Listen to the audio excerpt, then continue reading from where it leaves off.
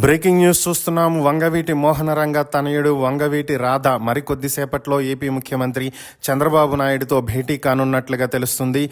ఇప్పటికే రాధ సీఎం చంద్రబాబు ఆఫీస్కి బయలుదేరినట్లుగా సమాచారం.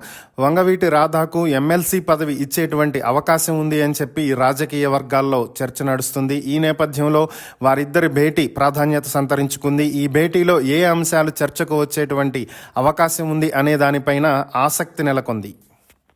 బ్రేకింగ్ న్యూస్ చూస్తున్నాం. వంగవీటి మోహనరంగ తనయుడు వంగవీటి రాధ మరికొద్దిసేపట్లో ఏపీ ముఖ్యమంత్రి చంద్రబాబు నాయుడుతో భేటీ కానున్నట్లుగా తెలుస్తుంది.